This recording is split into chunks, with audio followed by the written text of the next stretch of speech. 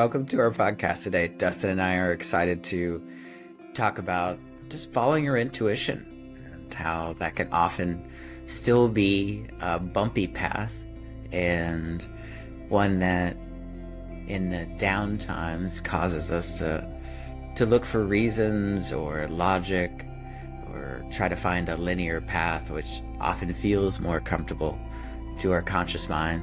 It feels more comfortable to be able to tell other people, this is exactly why I'm doing this. These are my reasons. Assuming that there's a clear path from point A where we are now to point B where we want to be, that there's some way that we can go directly in a straight line to there, and that's simply never the case. And it's always such a diverse journeys of ups and downs, and just the incredible wonder and transformation that can come when we're sensitive to listening to our intuition, following our gut, and really trusting that there is a path and a meaning and a purpose behind where we are and where we're headed, and not just trying to find the logical, linear, mentally clear way to do something. And we can miss so much of the beauty of this life and the wonder. So that's what we're jumping into today. Excited to hear your feedback and your own experiences in your life on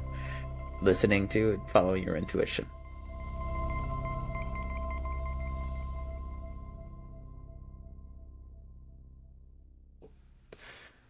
So I just got back from New Mexico. So I was there, left on Thursday, and I got back Monday. And one of my favorite things about the trip is the fact that anyone who's seen this podcast knows that why it started from a very universe-driven series of growth opportunities at the beginning of the year, which were quite uncomfortable, but I have so much gratitude for.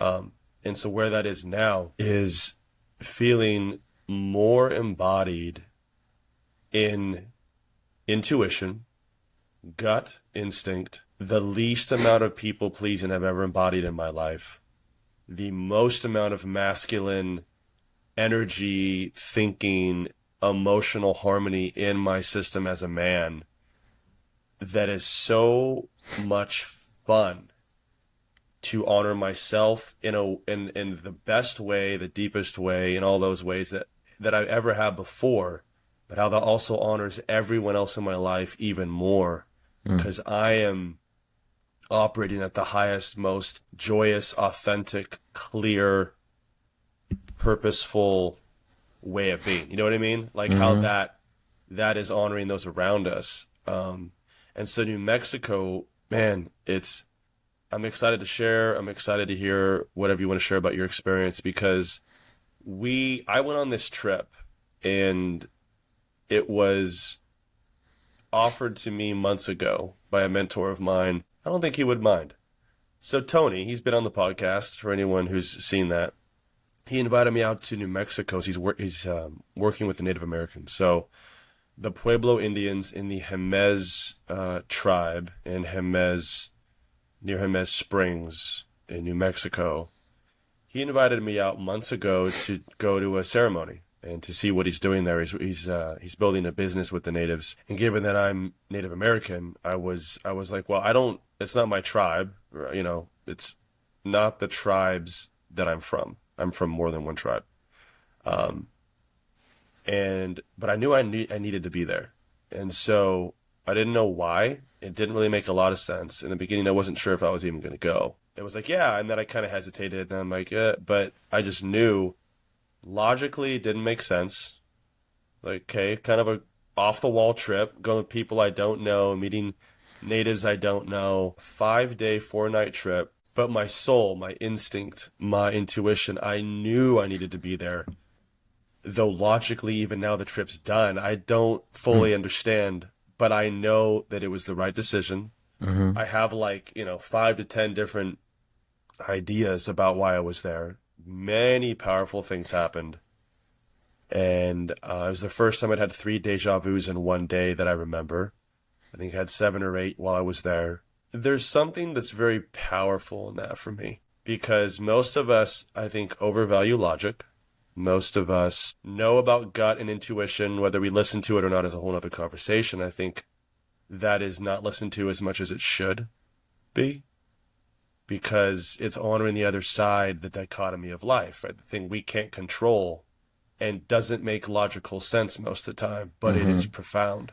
And it is like, I think, God's compass or the universe's compass in that sense. Like, I don't know why I'm going northeast, but it's saying go northeast in my intuition and gut, so I'm going to go northeast. But I think I should be going west. That makes a lot of sense. But it's so beautiful, man. And so I'm so nourished from this weekend, from deep conversations with people, going to a harvest ceremony with the natives, which was beautiful to be a part of that on the reservation. And the bittersweet energy of that whole thing. Part of it's kind of sad, you know. Anyone who knows anything about Native American tribes and what the Spaniards did and what white men did, which we've done, you know, the Aborigine tribes in Africa, South America, Central America, the Vikings, it'd be like a similar, you know, thing, in the sense of other cultures that were living more with the land. I think the Vikings probably aren't the best example, but white men came in, mass destruction and genocide, slavery, horrible things happened. And the Native Americans especially, they were one with the land. They were so much more in tune with nature and life and being in harmony with the animals and honoring that. And so going to see that and see where they are now was pretty painful. Like, it was beautiful and I was honored to be there, but to see where the cultures come was painful. And so I could go on, but I think I'll stop there. I threw a lot out there. Curious what your thoughts are, questions, anything. And I also really want to hear about your experience too and how they kind of overlay on we're both doing things that are powerful. Didn't fully know why we needed to go, but we knew we needed to go. Yeah. No, I appreciate you sharing that. I'm really interested to hear some of those ideas of what you did get from it, and wanted to just affirm like how consistent my experience has been with following the unconscious, the intuition, and the importance it has been historically in my life, but even more so as I feel like it's one of those things, the more sensitive we are, the more we pay attention and follow our intuition, like the stronger that connection gets, the more aware we often are of where that intuition is pointing or guiding. But to your point, I love that I do also believe we, especially in this culture, overvalue logic way too much, and at the expense of following our intuition and being guided, internally. And I think that's a consistent balance. And maybe it's not something that actually needs to be balanced, but something that is on the scales for, so many people in our culture trying to differentiate in between what their intuition is saying and then trying to make sense of it, or not moving forward if it doesn't. So I love that you were sensitive to to that was where you needed to go, even if it didn't really make sense. And I think it's been really cool to hear a few of the notes of what you feel like you gained from that experience, and the reality that there's still parts you don't know, of the why that trip happened. I'm curious what you, just relationally and internally, like what you did gain from that right now and are celebrating. Well, like I said, so there's a list of reasons. I don't have full clarity, but I like that question because what do I have clarity on? I totally want to ask you the same question after I'm done. So one of the main reasons why I went there was because spiritually, I knew it was aligned where weeks, months, or years down the road, I would have learned something, made a connection, opened up an opportunity, or been in alignment with what I believe my purpose is, to where logically I don't know what that is all the time. It's always evolving, and I would get gems, and that's what happened. So some of the main things were I connected more with one of my mentors, Tony, who invited me than ever before. We spent more quality time together than we had since I was a kid in Boy Scouts. When I first met him, being around so much masculine energy was beautiful, a lot of fun. That was very nourishing in a level that I don't typically get that much masculine energy for that many days in a row. That's dominated by masculine energy, where there's sharing and there's space being held, and also wisdom. So I'm with, men in their 50s and 60s who are wildly successful. Yeah. And through osmosis, being able to see, okay, oh, that's a principle. Okay, even though I don't like everything about this person, I respect XYZ, and I can take this from them. I can take this from them. And so there was gems of, for example, we've talked about being recovering people pleasers, right? There was an interesting dichotomy of people there with similar values to me, of patience or different things, and then other people with values of I know what I want and I'm going after it. And to see how those energies all mix, like, what could I take from that? And this year I've been embodying my masculine energy in a level I never had before. So to be around those men, to see those different gems that I could take, how it's personal, how it's business, how they speak, how they listen, just how they do things, their habits, how they take action, how fast they do things, how they make decisions, all these things. And that was beautiful. So I got some gems there, increasing my level of decisiveness, increasing my level of clarity, of not worrying about what someone may or may not like about it. Again, just leveling up on that growth in a level I've never experienced. And to the masculine energy, it feels like laying on a cloud. It feels so good. Those are some gems, and just having very deep, just by being me, reasons why I wanted to do this podcast with you. People there, 20, 30 years my senior or more, saying, I almost never have conversations like this with people, or I can't talk like this with anyone else in my life, or wow, you're welcome back anytime. I so appreciated what we were able to speak about, from spirituality to religion to values to all these things, where they're like, most people get upset, they get triggered, they get angry, they avoid, or they just have no interest. And they're like, I was able to go there with you, and it was so nourishing to my soul and my heart. Thank you for being you. And so that was like just another reminder from the universe of, this is one of my superpowers. Embrace it in the most humble way I can, but embrace it and keep embracing it more and more and more.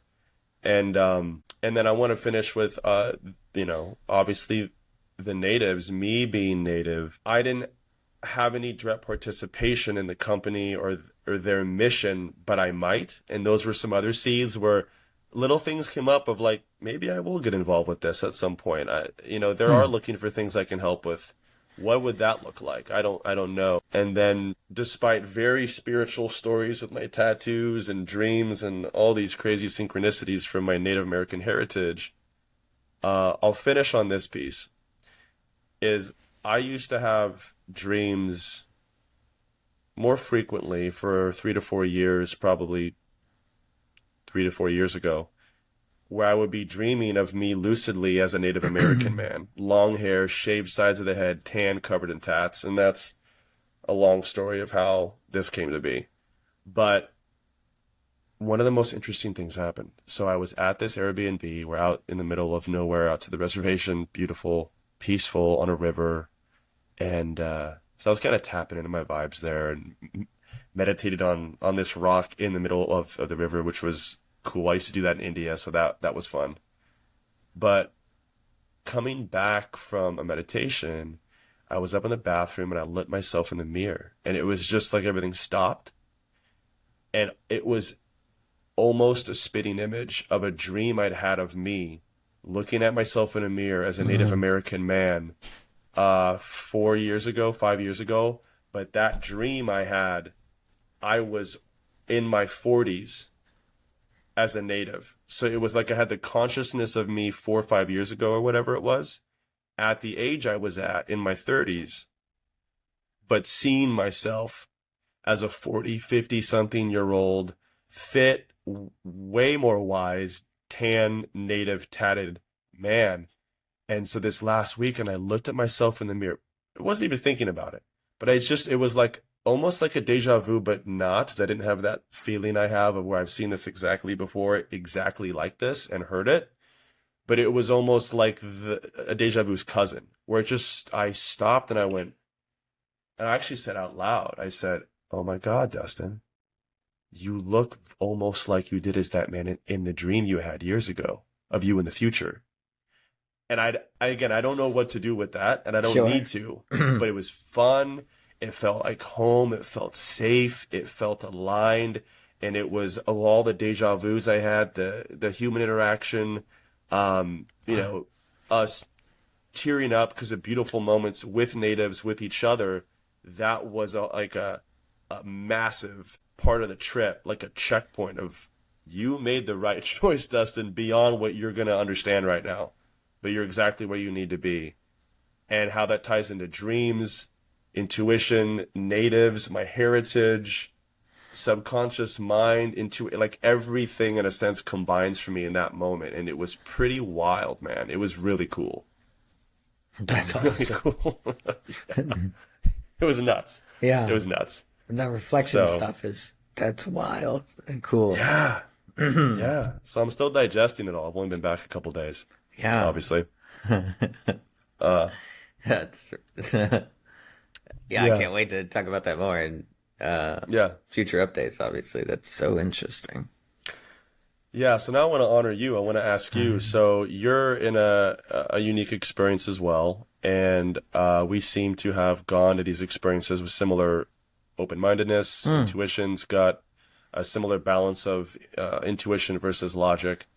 I'm curious what you want to share about your experience, why you went there, where you're at now, and similarly, what are some of the main gems you've been getting out of it? Yeah, great question. So did show up in a similar fashion in that I'm at a training opportunity, learning communication skills, that something we did together a year ago. And then I had the desire to come back and kind of work at volunteer, like assist at the training. And I don't know that I had a lot of clarity around that even last year. It was just like this was good and wanted to participate in it again. And then kind of this whole year leading up to it,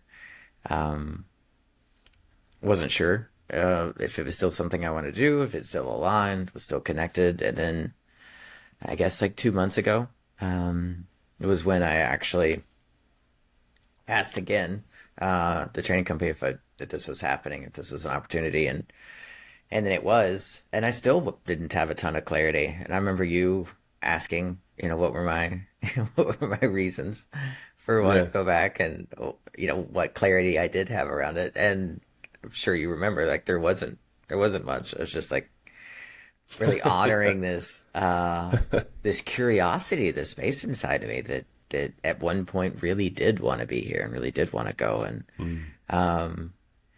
I had no clear no's, I guess is one way to say that. Like it logically didn't make sense to me going, but there was no clear reason not to, that I could honor, or, a lot of petty stuff, like, traveling and time away and Silly whatever. stuff, yeah. Silly stuff, but nothing that actually resonated internally or, with my heart. And so it's just, it honestly felt like another just honoring of something inside, something internal that I did not have clarity on.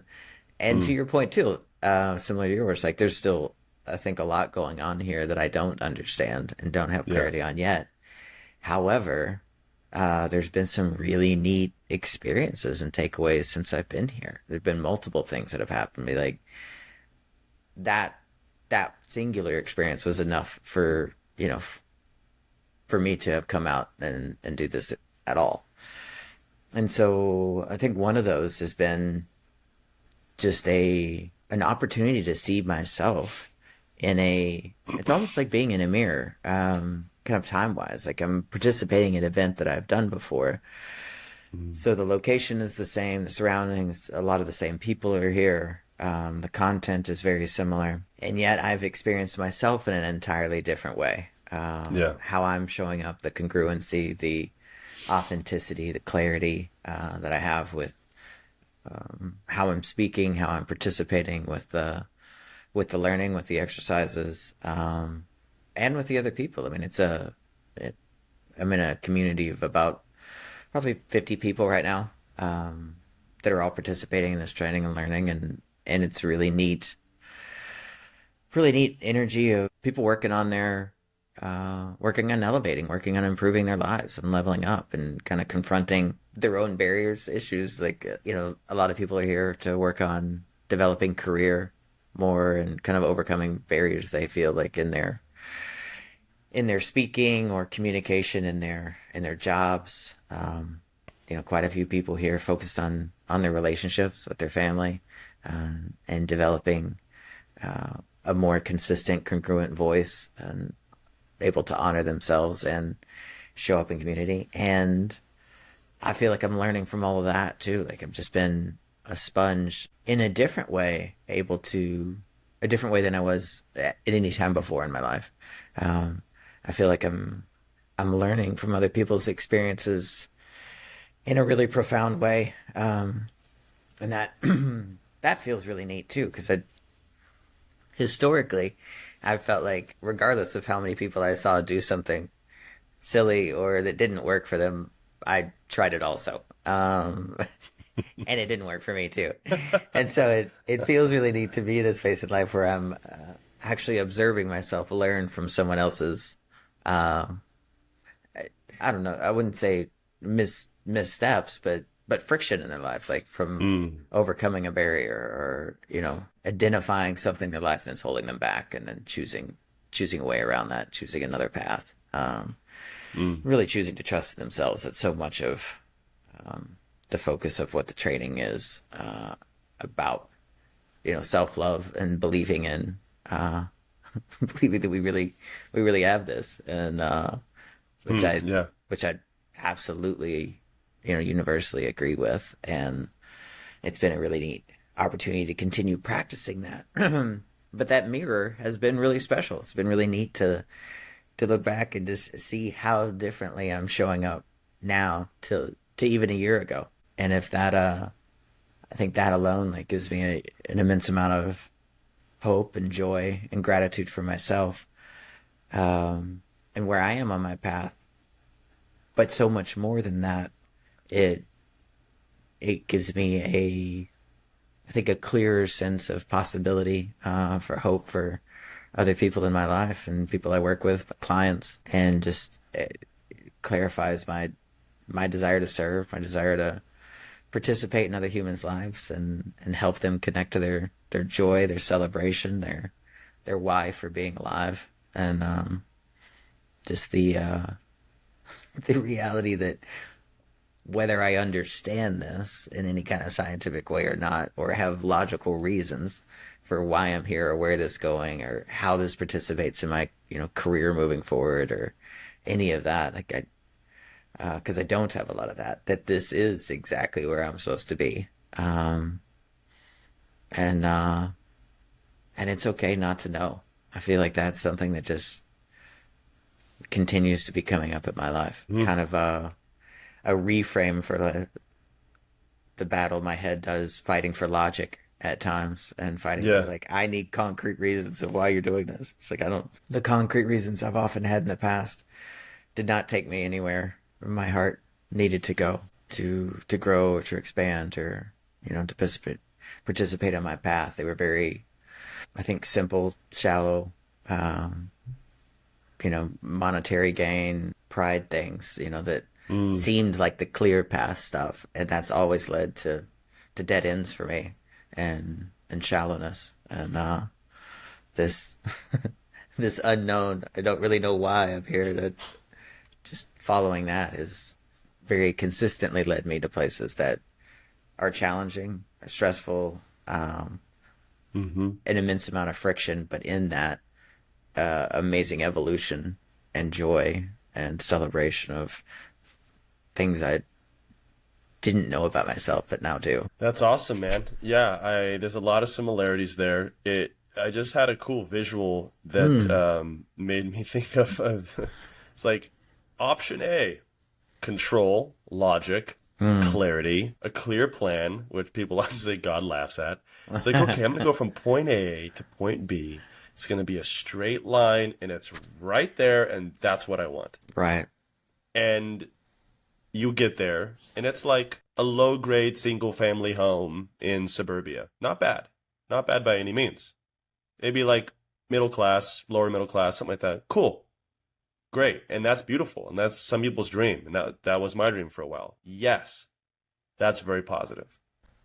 I think the alternative for me uh, is utilizing faith and intuition and gut instinct and how that manifests for me. It's just like an inner knowing. I feel it in my stomach. I feel it in my chest. The energy in my system feels at peace. And it's almost like when I get a deja vu, I can't logically explain that, but my system, it's almost like if you had tuning a guitar and you're just like, yeah, yeah, yeah. And then all of a sudden it resonates and goes, and you get that perfect note. And it's like, that just feels right.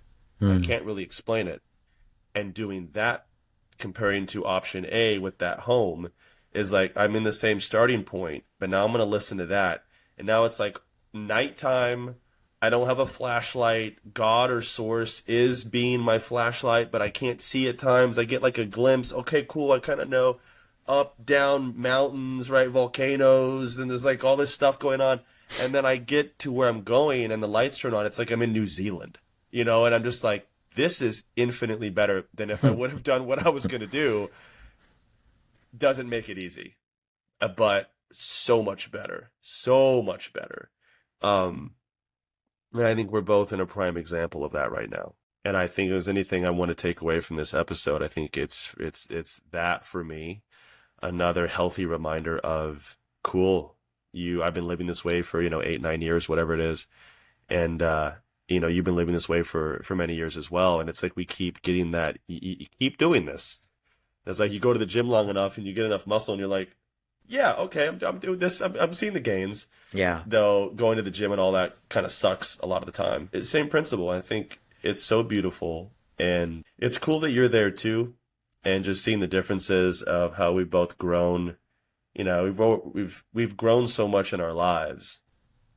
And just even this calendar year, from all the growth we already had, to see you're at a place you were last year as a participant, now you're evaluating, you're on the other side of it, and seeing yourself how much you've grown. Hmm. It's like you just know it, right? Mm-hmm. You don't, maybe it can explain it all. You just know. Like, okay, I would have said this differently, or I saw myself there, and you feel it in your system, and I have different thoughts or different emotions, or Mm-hmm. my general demeanor in a subconscious level is different. And so seeing that in both of us, where we're in that similar principle of life at the same time, is pretty cool. Yeah, any other thoughts you have? Anything else you want to share? I wanted to agree just with the reality that that doesn't mean the path is easy. Yeah. I love that, and I feel like that's often missed when people are talking about like following your heart and following your intuition. It's just like this. There are a lot of sunshine and rainbows, but it is absolutely not all sunshine and rainbows. And Yeah. there's a lot of really down, slow, heavy parts. That there's not a lot of light, and I feel like it's often in those times that I get so graspy for the logic or like want there to be Mm, reasons or want there to be a mm, clear path. mm-hmm. It's easy when you're in the rainbow part of it to be like, yeah, I don't need that logic. I don't need to hang on to like the Yeah, linear. And good point. it's in that the dichotomy of that they both exist on the same path in equal measure.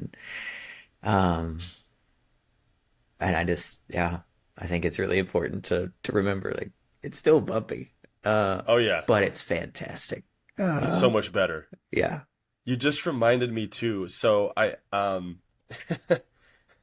if I had the picture easily accessible, I would show it to people right now.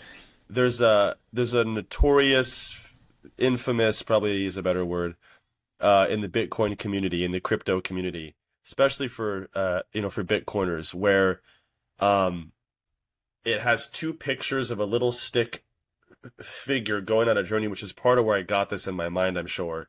And the top one, it says, "What people think it's like to hodl Bitcoin," which is a, can't think of the word, a term people use in the community slang, for holding long-term Bitcoin and not selling. Once you really understand how it works and what it is, then you do that. And it's like, the top one is like, what people think it's like to hodl or hold Bitcoin long term through all the volatility. And it's like a little stick figure. You just going in a straight path, riding his bike, and he's like, "Yay, point A, point B."